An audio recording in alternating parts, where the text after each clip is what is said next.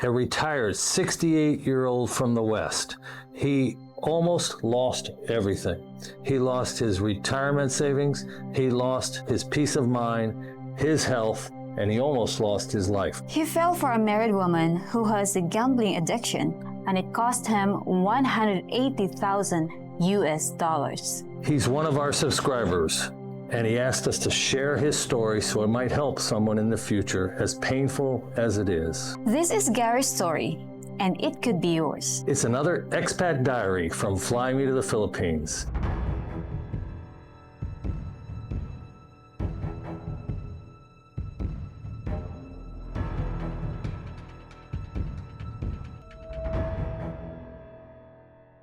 Hi, I'm Rob, and this is my wife, Chrissy, and we've lived here in the Philippines for several years, living a married life, helping future expats and current expats succeed and make the most of their expat experience. We've written the book, Fly Me to the Philippines, and it helped thousands of men to avoid costly mistakes. After 5 months, it's still #1 in Philippines travel. What are you waiting for?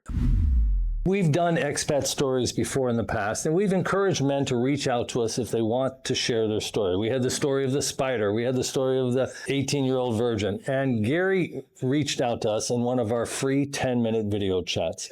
And I followed up with an hour-long conversation. He shared with me the details of his story, and he wants to help other expats not make the same mistakes he made. And we're going to share his story with his permission here today. You know what, Rob? I really like Expat Diaries because these are the stories that are relatable with so many men out there that aspiring to be here in the Philippines. Here's what we're covering today. How Gary fell for a married woman, gambling addiction that he discovered late, the husband that demands money, and the house that was never really his. But first, Chrissy, if you guys are watching and you're thinking about retirement in the Philippines, or you're already here, pound on that like button and let's share this story to those who could really use the help.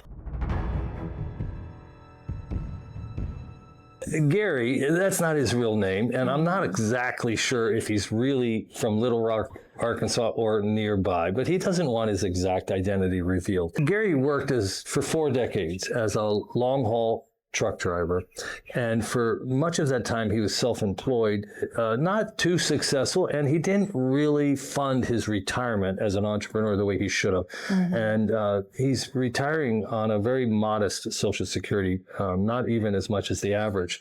He was married, he raised 2 kids, and he had a modest little home in Little Rock. Then came the divorce. After splitting their assets with the ex-wife, he walked away with $180,000 US as his retirement fund. His only safety net, his everything. At 66, living alone in a rental apartment, $1,400 a month Social Security, and $180,000 in his 401k, Gary found himself lonely, isolated, and his social life was really in a state of despair. And he found our YouTube channel, Fly Me to the Philippines, and many of the others in our niche, and it gave him hope, and he decided to pursue changing his life and relocating to the Philippines. According to him, he's not chasing fantasy. He just wanted peace, he wants companionship, and also to find a place where his money could stretch. Sounds familiar, because that's exactly how this starts for most of us. And then, Rob, here comes the action. Gary cashed out his 401k and boarded a plane to Cebu. But before that, he's already been chatting to a lot of women online. The dream was beginning, but so was the trap. Gary headed right to Cebu City. He rented a furnished condo for 30,000 pesos a month, around 500 and change US dollars. He had been chatting for weeks with Rina, a 33-year-old Filipina who worked at a local pharmacy, and she seemed quite real. And their first date was just supposedly be coffee, but then they found out that the chemistry was very strong and instant. And after hours, they found themselves back to his condo. It didn't take long. Didn't take long. Now, for those of you who've been suffering through a loneliness epidemic, you know exactly how this feels. finally, you met somebody you click with, someone who makes you feel alive, somebody who's interested in you. And for a 60-plus-year-old man, there's a lot of you who are looking for a sweet spot Filipina. And Rina fell into that sweet spot because she only have 2 kids, one 12-year-old daughter and one 14-year-old boy. And they're not living with her. They were raised by the grandparents an hour outside Cebu. Yeah, she was from an hour south of Cebu City. And as is typical in the Philippines, the extended family and the mother really raised the children. Rina had always been in the city, and she was ready to rock and roll without really too many entanglements. Within a month, Rob, Rina quit her job, as been agreed by Gary, of course. Yeah, well, who wants to spend their retirement at home alone in a condo? Yes, it means Gary is now supporting her full-time and also the kids in the province for their tuition fees, food, and everything. Yeah, she was making about 22,000 pesos a month, having worked in the pharmacy for many years. And Gary took on the responsibility and encouraged Rina to put her children in private school. And private school in the Philippines runs around 60,000 pesos per year, plus uniforms, books, athletic supplies. There's always parties to attend. All in all, it can average almost 100,000 pesos per child per year, plus a good allowance for meals for her mother and for the kids. So he agreed to send 30,000 pesos for the 2 children's education and the living expenses for the family in the province. So now he had 30,000 for his rent, 30,000 for the province, plus his utilities and living expenses in Cebu City. It added up so quick. Well, he only had 1,400 in Social Security, so he said he right away started to dip into his 401k. In fact, he had taken a full retirement and paid the penalty to have a lump sum ready to use in the Philippines. So he had the money out of his 401k and he was ready to use it. Gary was so in love with Rina. And even though there are already a lot of red flags that's showing up, he's still blinded of his love. Well, it can happen. You know, your heart can overrule your head. But after just 60 days of living together, Gary discovered that Rina, like a lot of Filipinas, was really horrible with money. And to make matters worse, like a lot of Filipinos, she had engaged in some investment schemes, saving schemes, investment schemes, and apparently there were several Filipino citizens who thought that she had scammed them out of their money. And essentially, he came out of pocket $5,000 US to make the problem go away. It is very common here in the Philippines, where scammers will scam people, and those scammed people will turn out to be scammers to other victims. So what is this called? I've heard this so often that you guys are engaging in these things. We call it pyramiding or pyramid, like pyramiding, yeah, something like that. It's like an investment that you can collect a lot of people to invest with your business and promise them a really big change in return. And then you didn't know that you were also scammed by the leader of that company or something. So you will also appear a scammer to those people you have recruited. So that was the first chink in the armor of his 180,000. He'd already used a few thousand of cash to fly and set up some startup expenses, but now he took a big chunk out. And speaking of that pyramiding scheme here in the Philippines, there are a lot of Filipinos that became a victim. And their run into situation is that the only thing that could help them solve that problem is dating with foreigners. We had another client on the second video chat. She shared a legal document where people claimed she had scammed them out of 1.2 million pesos, which is $20,000. And she asked on the second video chat, she asked if he could help her out. And not just one client, Rob. We had also this client that met a Filipina from Baguio. But when we had this social media open source investigation, we found out that she's involved with another pyramid scam. Then he noticed that she spent hours on her smartphone every day playing what he thought was video games. But when he looked closer, he saw that she was playing card games or gambling games on her cell phone. And at first, he didn't think much of it. A lot of Filipinos are always in there, watching Reels and TikTok. She was doing online gaming or card playing. But he learned that it was a gambling, Online casino. an online casino. And Chrissy, this is a big problem here in the Philippines nowadays. It's very rampant because of the overflowing online gambling companies that allowing here in the Philippines to do that. And they're pushing Filipinos, when they're on their smartphones, they're getting advertised to, and their girlfriends are playing it, and they're being told their girlfriends are playing it. And Rob, with that addiction, Rina is losing several hundred US dollars in a month. And the money that Gary is giving her for living just goes straight through the gambling. And Chrissy, the biggest red flag turned out to be that Rina was married. Now, Gary knew this when he chatted her online. She admitted that she had been married and never processed an annulment. Now, an annulment here in the Philippines can run about $5,000 US, which is a big chunk of change if you're whittling down your 401k retirement. And, why bother? But it's a red flag. And we know lots of people who've pursued women who were legally married, and nothing ever came of it.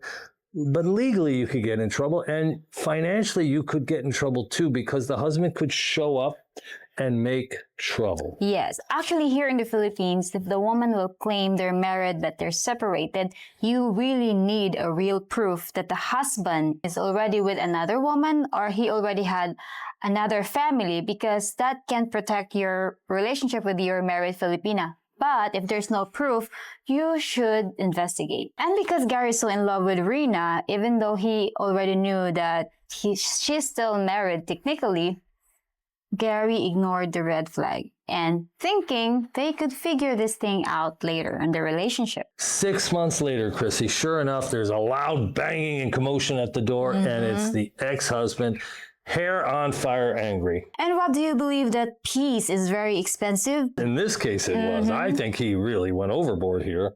Yes, and so Gary gave $10,000 to the husband just to give them peace and just to go away. I think Rina saw that, and maybe that's when most of the problems began, when she saw that he was so loose.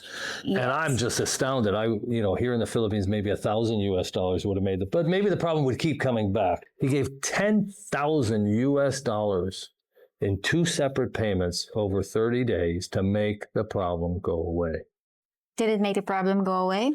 Well, I think it created a new problem, Chrissy. And after all that, still, Gary thought that love can conquer all. But he is just about to make his biggest mistake.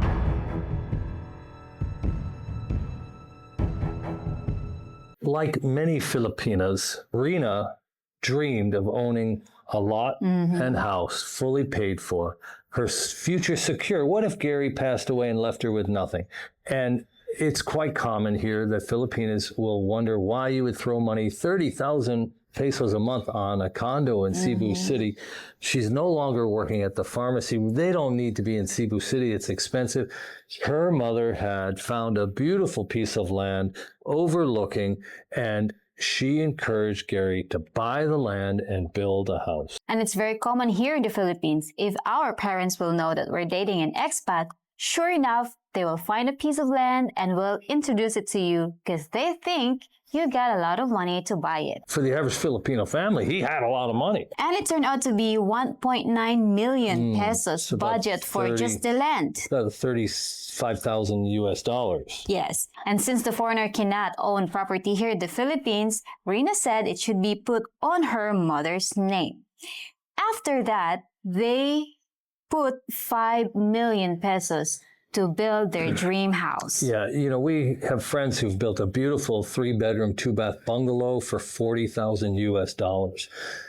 Gary wasn't that experienced. He thought he was going to spend about $70,000 by the time. He didn't go into all the particulars, but the contractor horror stories, the over budgets, the delays, it ended up costing him $100,000 for what should have been a 45 or 50,000 bungalow, 3-bedroom, 2-bath home in the province. But Gary was okay with spending the money. He saw it as his forever home. And here comes the problem. The moment they finished their dream house, everything has changed. That sweet, syrupy Filipina old school girlfriend just poof, went away, and she became moody and distant and spent more and more time on her smartphone gambling. Gary was trying to put his foot down. They just moved into the house. He was in love, and he couldn't get her to stop. She would promise to stop, but she would continue to lose, always at least 2,500 pesos a day, at least.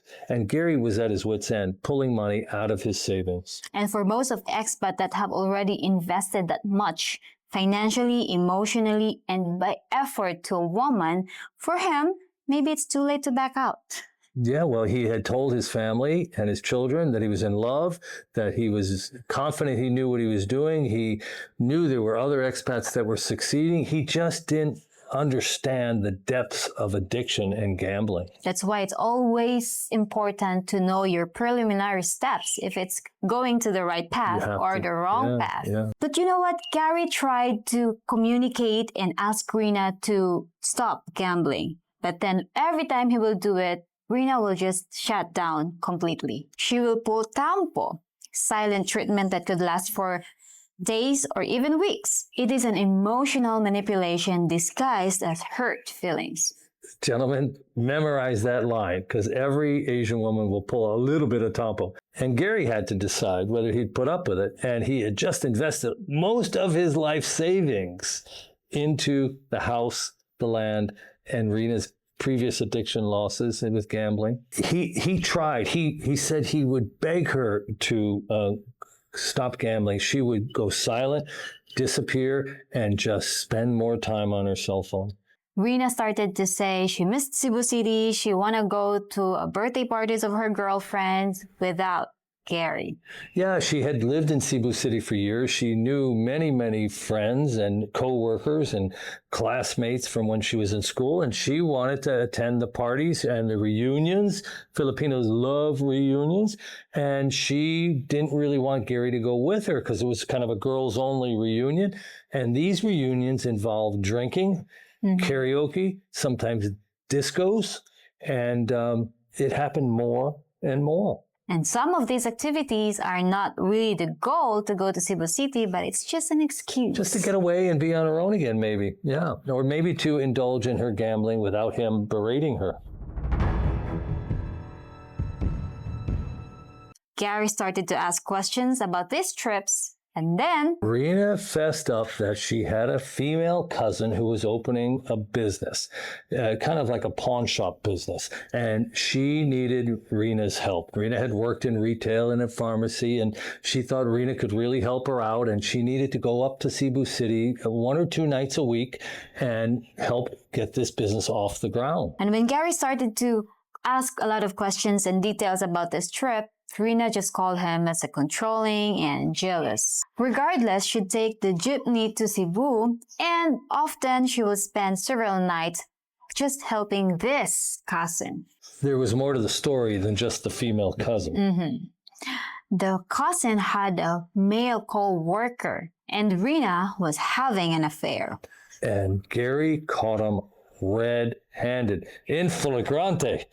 So he followed them? Yeah, he went up to Cebu City one evening and he caught him in bed.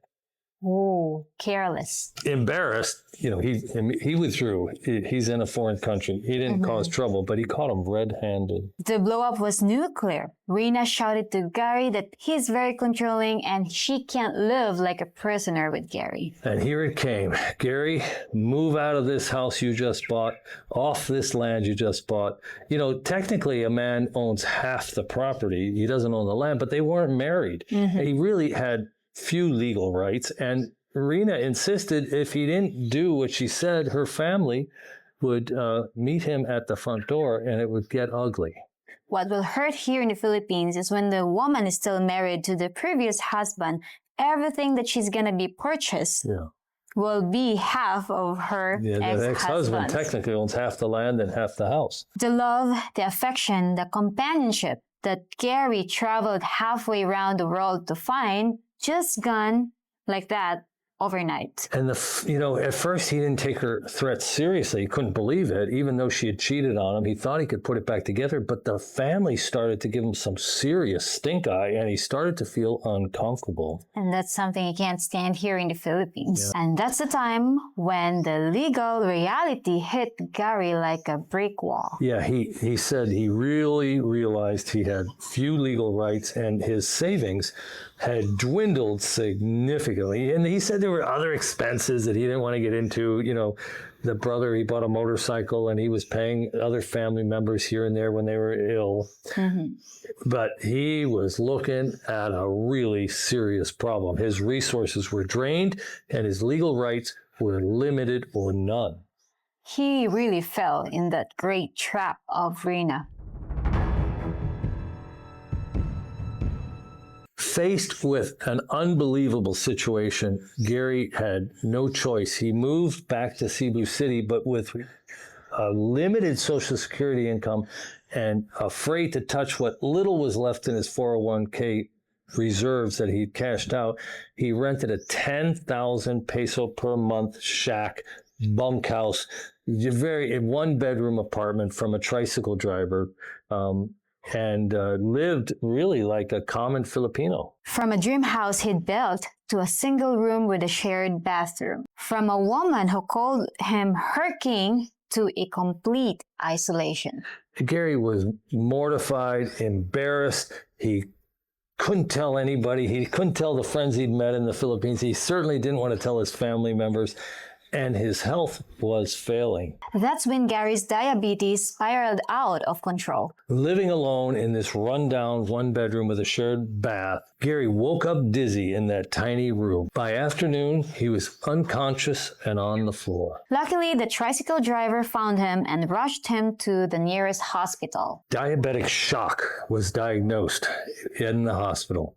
And unfortunately, a secondary medical condition Gary shared was discovered. He had a malignant skin cancer that had been bothering him for several months, but he had been ignoring it because of everything else going on in his life. He knew it looked bad. Mm-hmm. He'd taken a look at it in the mirror. He was a little bit worried about it, and he watched it get worse and worse, and he did nothing about it. He had no medical insurance here in the Philippines. He didn't take out a peso plan like I'm always talking about. He had let his care go in the U.S., and so because he didn't really have insurance, he wasn't familiar with the doctors here, he just ignored it.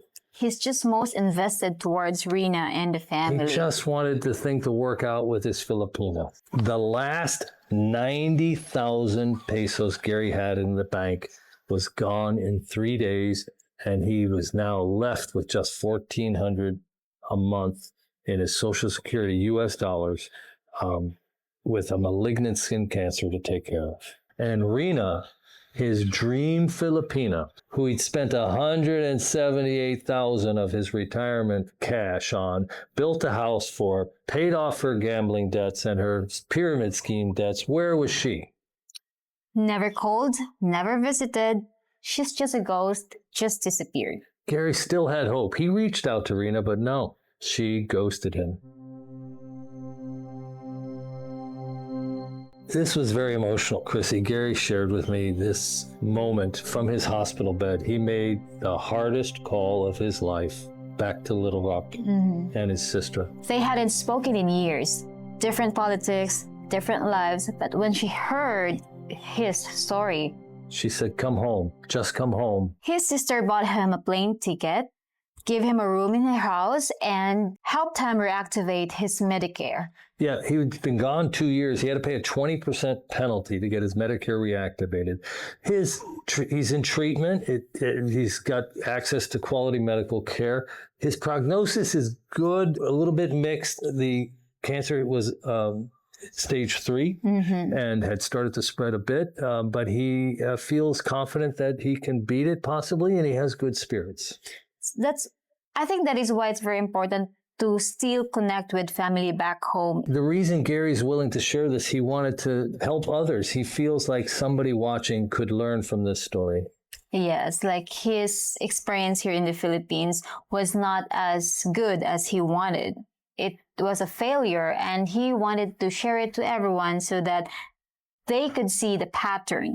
They could see the path. If they are now walking into the path that's similar to his, then maybe you should think about it and turn another. We always say trust but verify.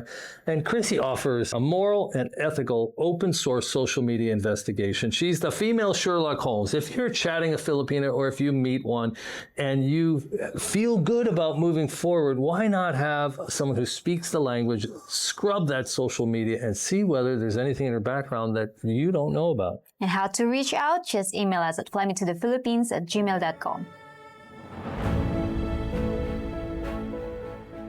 These are the lessons Gary wants everyone to know. Lesson number 1, if she's married, walk away. It'll only get worse. Lesson number 2, gambling addiction is just as worse as drug addiction.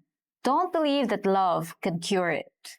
People usually have to bottom out before they can walk away from an addiction. Lesson number 3, don't put land in somebody else's name unless you are willing to not ever see that money or that land again. You just have to be willing to buy the land as if it's a gift. If you need that money or that money is necessary for you to live on, don't do it.